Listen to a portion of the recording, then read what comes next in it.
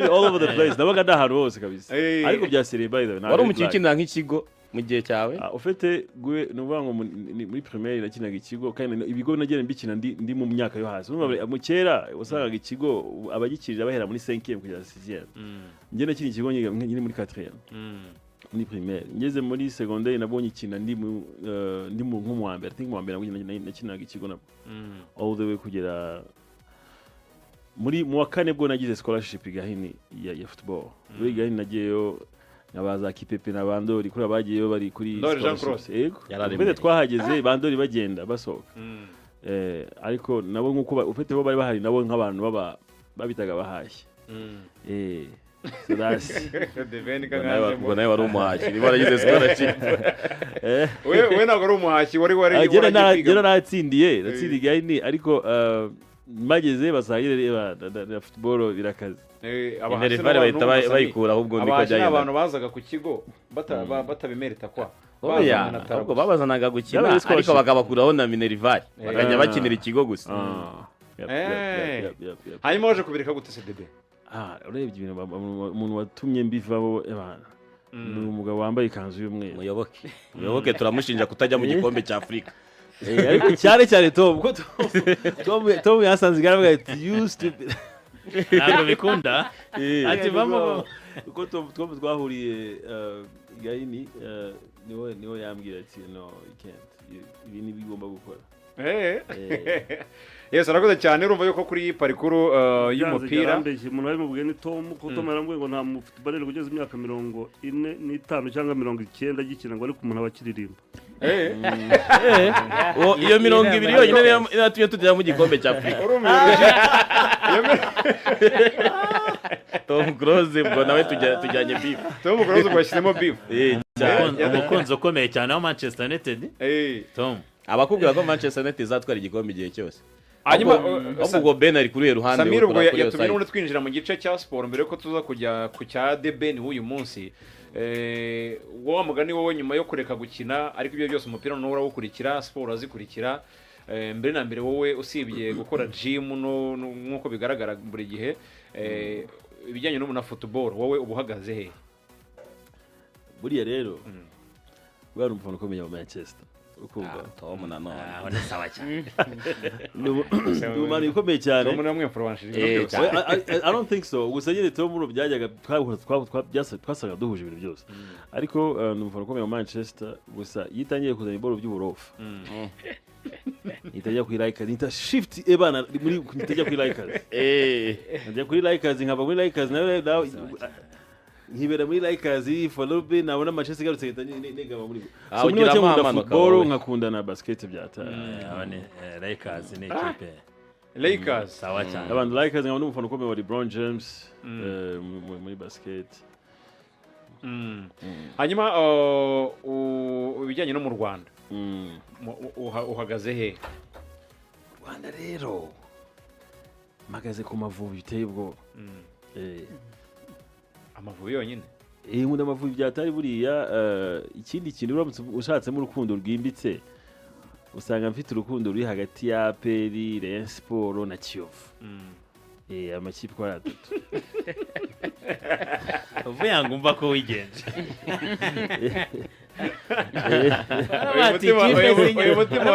ikipe nkuru z'inyarugenge tugomba kuzisangiza urukundo uyu mutima wa Debere ntusanzwe awereza amakipe menshi hano mu Rwanda kabisa usanga cyane ko n'abakinnyi benshi especially navuga ko bari mu I think abungu wenda ntabwo tuziranye cyane usibye wenda ba Emily ariko nkaba Iranzi Jean Claude barabashumi banje byatari bari inshuti zanjye ubwo asanga Iranzi nimba ari muri APR wasanye na APR nyine nyiri nyuma byatari bwacya twasanga wenda nka Kimenyi n'inshuti yanjye nakumva wenda yigeze muri Rayon ngasanga of course I want to make sure ndashaka ko nawatsinda nkumva ngiye kuri Rayon gutyo byabaga bimeze cyo yes ndumva ari uko gahunda zimeze hari abajya bavuga bati rero nubwo wenda ikiragano cyabo kirimo kirarangira hagati ya Lionel Messi na Cristiano Ronaldo batari ko byanga bikunda buri muntu wese ku isi ukurikira umupira barafashe uruhande mbere yuko basoza kariyeri zabo wowe wari uhagaze he muri kiragano cya Messi na Cristiano sasa aho ngaho rero njye namasobanura gutya kandi ngiye kuba honest ntabwo ndi kubasinga so buriya unemera ko mu byo kwigiraho cyane nakwigira kuri Cristiano but mu mpano iri pure na iya Messi so rero impano iri pure ni iya Messi ariko mu byo umuntu wanyenspire hagati y'ababiri nakuba nawe inspired by Cristiano mu yandi magambo ndamye concludinze nakwisanga nkunda Cristiano ariko nkemera ko Messi ari bien ubwo impamvu ukunda Cristiano nkunda he's the truest cyangwa se the perfect example y'umuntu ushobora kuba adafite impano nyinshi ariko akaba ari at the peak of the game no kuvuga ngo he represents a lot of things when it comes to ni umuntu ushobora kuvuga uti ntabwo mfite impano ingana na Messi for instance ariko nzamaking sure ko ndi top 2 worldwide icyo ntabwo gisanzwe tu muri rusange rero mu gikombe cy'isi cyararangiye warafanaga ikipe y'igihugu yihe mu gikombe cy'isi obviously nahere ku banyafurika bose bagenda badukoshona nahere ku banyafurika bose bagenda batuvamo nahere kuri Senegal then njyama kuri Maroc then birangiye ariko nibaza ko towards the end nahise nisanga ndi mu Bafaransa nabo baradukoshana byataye hanyuma tujye ku gice cya entertainment Summer Country Tour yagenze gute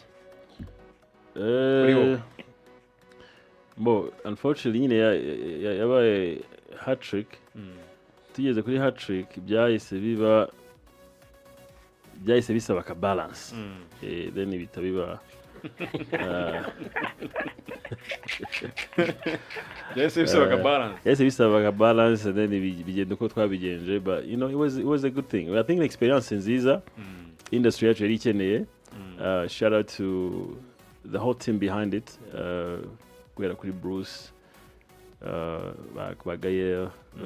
155 yose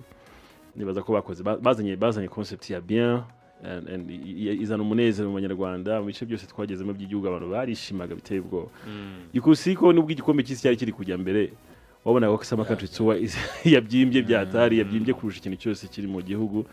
and I think it had a lot to do with how babiteguye how you know n'abahanzi bari involved experience wakuyemo ni iyi experience nakuyemo ngira ngo ni yuko dufite abakunzi mu gihugu mu bice byose bitandukanye by'igihugu bari very nyine banyabo cyane dufite abafana kandi bifuza ko tubegera Summer Country Tour yanyeretse nyine ko mu by'ukuri aba bantu babanyotewe umuziki wacu babanyotewe kutubona duhari wabonaga nyine uburyo ubwitabire bwabaga biteye ubwoba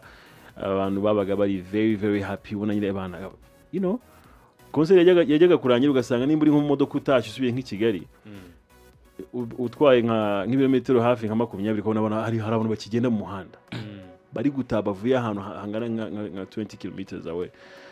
hari abantu nahoze nganira nabo bati nyuma yo gusohora indirimbo inshallah Summer Country Tour arayifunze ngo ubwo naho utaha wenda nuzuza kuri experience yabonye ko abafana baba bategereje ari benshi cyane kuri abahanzi bakuru navuga ngo bazanye modernization ku bijyanye n'umuziki wo mu Rwanda kongeraho na experience ya King James wakoze iminsi 2 urukundo bamweretse Urban Boys nayo yari hano urukundo bayeretse ntacyo bigiye guhindura ku bijyanye na momentum y'uburyo urekura indirimbo kuko wabonye ko abantu baba bagutegereje ari benshi yes navuga ngo yego impamvu ziri butume abantu babona ibyo bakwiye kubona wenda zimwe zirenze n'izo ngizo ariko izo nazo ziri kuri list kabisa uburyo ki abanyarwanda baba bafite birasa nkaho abantu bacu abafana muri rusange hirya no hino ku isi banyotewe ibintu tubahako I think bamaze gukonfirma ko iwacu mu Rwanda ibintu bihafa ntago bapfa kubibona ahandi and iyo tubasinziriza iyo tubatinza iyo tutabibaha mu gihe gikwiriye I feel like tuba turi kwahemukira cyane so rero yeah it's about time yeah momentum ni iguma gukomezwa so urayifunze ku mugaragaro bategereza iyo utaha wapi kabisa I think maybe turaza kugisira dufite ibintu ball bitebwa muri studio and we won't stop until turekura ibintu byatara twakire na Medibit nawe ikaze muri ago imikino murakoze cyane ngiye nagari ubwa mbere ariko ngiye nigize kuza mu kiganiro cyitwa amahumbezi igihe kinini ariko ubwa kabiri aho n'ubwa mbere nyine ukanagiye mu rugo rw'imikino nawe n'ubwa mbere kandi nishimiye ko munyakiriye iyi projet ya inshallah we na DBN mwatangiye kuyikorana ryari ariko imaze igihe kingana gute so niyo projet ya mbere twakoze nayo nagarutse ejo bundi mu kwezi kwa kabiri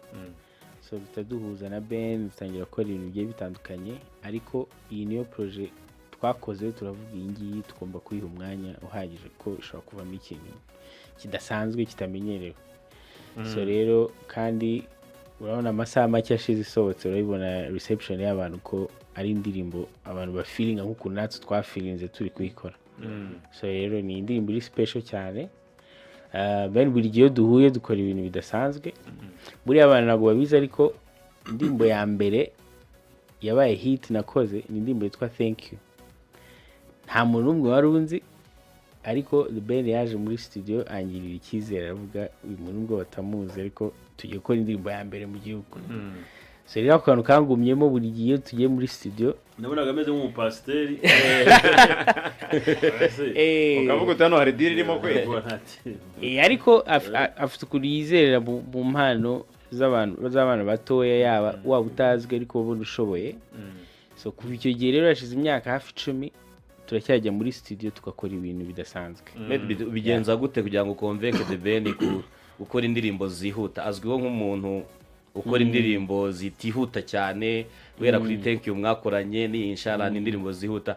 ubigenza gute kugira ngo umukonvinke ko agomba gukora indirimbo yihuta nka kuri ni gitangaje nka Thank You ni igitekerezo cyiwe niwe wambwiye ngo arashaka ko dukora ikintu kimeze kuri ahubwo wambaza ubigenza gute kugira ngo ubone Medibit ariko ari wakora ibyo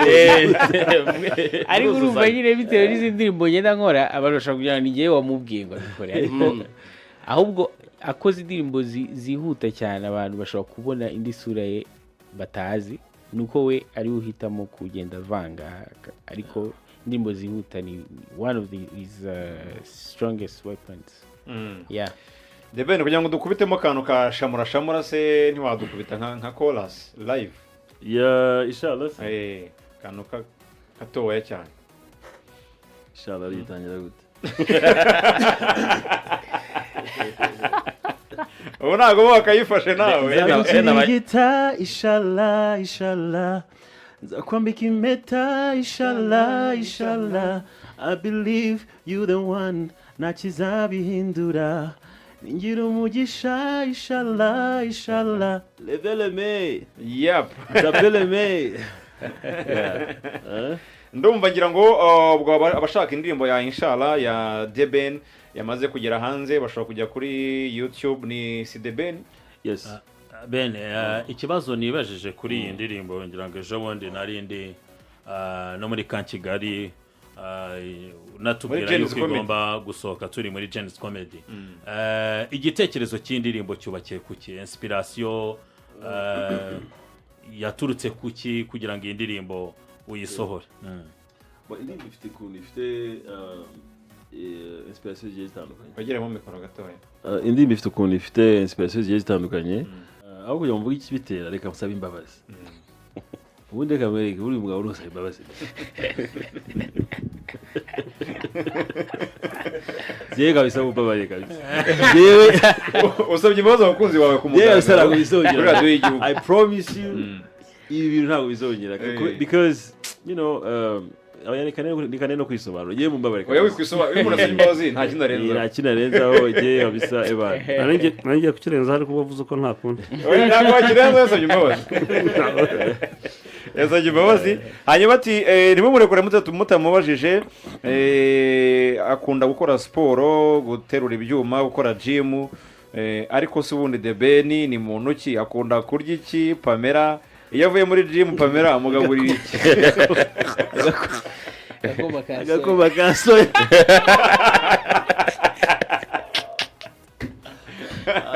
oya kubona Ben nashakaga kuvuga sosoma bro ntabwo nashakaga kuvuga soya ahubwo naje kwisaba mvuze soya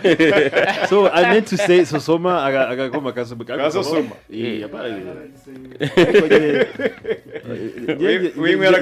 gira n'ibyago niyo ne imbogo mu kinyarwanda cy'iwacu n'abana abantu bari tayari ariko se oya je birakabije je abantu nubango abatipa bari tayari agakoma kazo nsigaye nana posting ifoto isanzwe manje niwe nko kujya magate muri comment ugashyiramo ujabo turabona ngo soya ngiri ebana Medbit mu muziki nyarwanda hari ikintu dukumbuye wenda namuyo karaza kudufasha ari ikintu cy'ama all star tudaherutse kubona mu muziki wa hano nk'aba producer mu bitekereza ikiko tuzizarambona gaseka zira ndirimbo za kiragiye zirimo abahanzi benshi wenda na Ben niba nk'umuhanzi nawe ni icyo abona cyabuze ko tudaheruka kubona ama all star namuyo wenda ze kutubwira I think nko mu myaka 5 kuva covid yarangira abahanzi bose buri wese yari focused kuri ku bintu bye kandi urebye iterambere ry'abahanzi mu myaka 5 ishize ubona ko buri muntu ari ahantu yavuye arane yageze so ubu ngubu icyo gihe cyo kongera gukora ibyo bintu nk'ukuntu babikoze like imyaka 10 ishize ubu ngubu nicyo gihe noneho umuhanzi nka Ben avuga ngo reka mfate abapeti bangahe bazamutse mfate wenda n'abandi banyegereye dukora icyo kintu ariko imyaka ishize ari ukuntu abantu cyambere bari bavuye muri covid bari kwisuganya abandi nyine buri wese ari kureba ibye so but this is the right time yo gukora ikintu nk'icyo ngicyo kandi I believe ko tubikore soon ikindi nakongeraho numuhamagariza ubimubaze niyo babikoraga niyo bicitse niwe mwabibo so Pacino should tell us why he hasn't done anything like that yet. Ben agize neza ati duhamagariza buriya gukora all star akenshi ntabwo bikorwa n'abapromoter buriya uzacunge ku isi usanga bari bahuza abahanzi bakabikora zera bikoze bigenda neza nza kumwigana ku ndirimbo yitwa ndaryohewe fata abapeti batari banazwe muri game indirimbo za kuba nini cyane so rero ubwo Medbit yabyumvise ndamutera ahubwo ntabwo mvata nk'amahaye gahunda yo gufata abandi baketi turimo tugana ku musozo w'ikiganiro cyacu The Ben ubutumwa noneho ugenera abakunzi bawe hari aho nabonye ba Nyagatare bati The Ben umuntu yifuza kumuha inka byagenda gute yifuza kugabira arizo bamuhaye n'izataza bamuhaye inka nyinshi cyane ahubwo nabo ngabo batugeraho tujye gukora ubwatsi aya nabo babyanditsemo bati rwose The Ben dushaka kumuha inka twamubona gute ari umuntu wabaje wa mugani abifuza guha inka bakubona gute uzakora ubwatsi ubivemo ikintu gihari cyo kora kugira ngo nkomeze guhabwa biriya biboro by'ibinuza ibiportrait biriya byo kushushanya n'amafoto kuko niba ari first of all shout out ku bose bagiye babikora ni n'ibintu bigaragaza urukundo umuntu ubikoze mu by'ukuri abashatse kugaragaza ko ashikiye umuntu imodoka yanjye iruzuye ibyo baguha ejo bundi ariko ikibazo gihari my brothers biriya biboro bigenda bikaba byinshi ukabona aho bishyira ubu mu rugo namaritse ahantu hari irangi hagiye gushira kubera ko hari amataburo so rero abantu bashaka kumama amataburo mu menga kabisa bakwiri uminga kabisa inka zo umuhanga wo gukura ubwatsi I will always be there.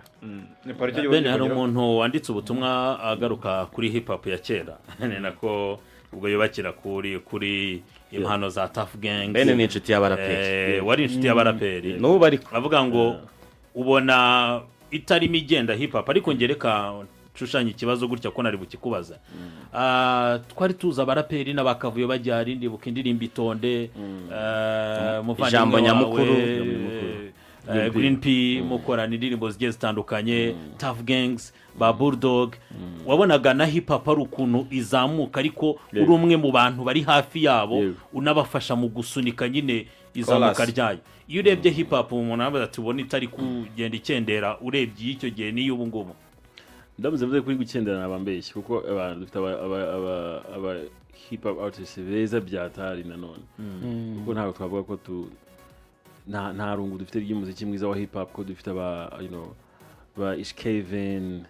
ba Kid from Kigali, ba Bruce the First. These guys are great. Yeah. These guys are amazing. Urukumva ni benshi cyane ntabwo Kivumbi nimba sinzi Kivumbi Kivumbi King na ba mono muri hip hop. Yeah, cuz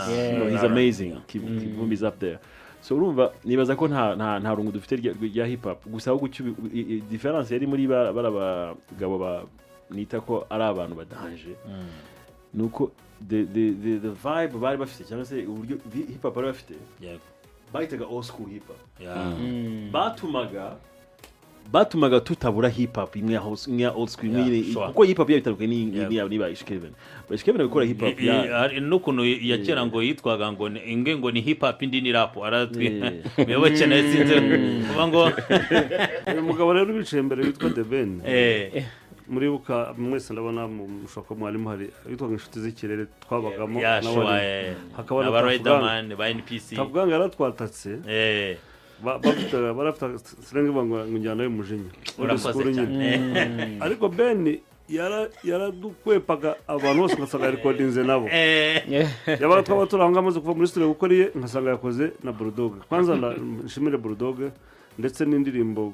numva bavuganye Ben yaramusabye ngo ngera garuka bayikore muri ko indirimbo yitwaga Imfubyi so n'izindi yakoranye nabaje kugira ngo nuko harimo muri umunawe Green P ariko naje gusanga uyu mugabo wa hip hop umunsi muzancika nsanga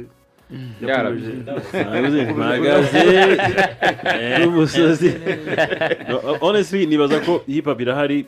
kandi imeze neza cyane. I love these guys bari gukora hip hop y'iki gihe ariko nyine we miss vibe ya injyana y'umujinya. Hari umuhungu witwa Zeo Trap anyibutsa tavuga bakoze ikintu gikomeye cyane n'abajene batinyuka babushari mubona ukabona ko hip hop ikomeye barahari ubona ko babikora ko ugasanga ariko kantu ka kera kaba Bulldog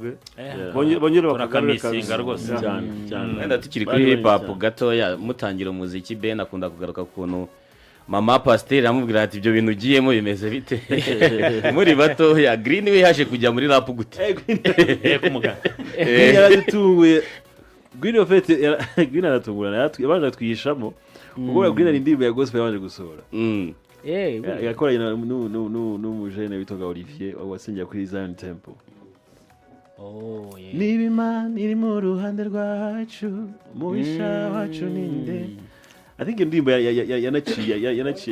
kumara Green yagiraga verse ya kabiri kandi aririmba atari kurapa to aba ari umukristo wa danje hanyuma bizahuye na Jay Paul ubundi niwe waje kumihindura. Mama Pasteur yabyakiriye gute? Mama Vete amaze kwakira ibyanjye yahise ajya muri uwo mujyo tu yahise ajya muri uwo mujyo kuvuga ati ibi ngibi reka tubigenze gutya. hanyuma debe muri iki gihe turimo leta y'u Rwanda ndetse n'inzego zitandukanye barimo baraca ikintu cyitwa ibyuma mu bajene mu rubyiruko. Niba mbyiruka neza niba atari ejo bundi nibwo umuvugizi urwego rw'igihugu rw'ubugenzacyaha RIB bwana Murangira BTL yavugaga yuko avuga ati igihe izi nganda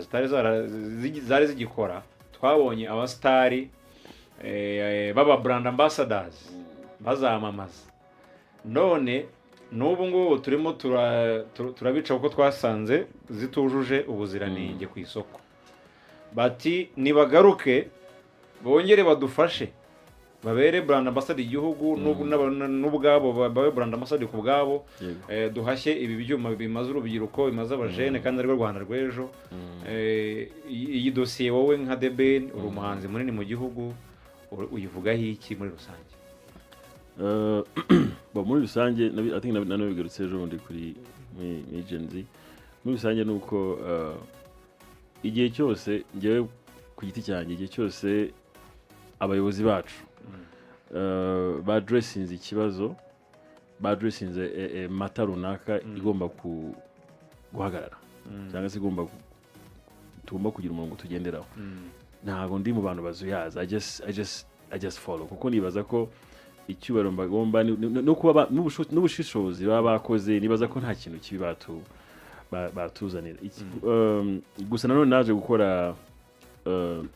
naje kubaza mbaza nyine exactly what you know ibijya mbere nyine kuri ibyo bintu nsanga mu by'ukuri hari cases menshi y'abantu bagiye bahuma amaso abandi bitabye Imana so mu by'ukuri binakonfirming n'ubundi byo mvuze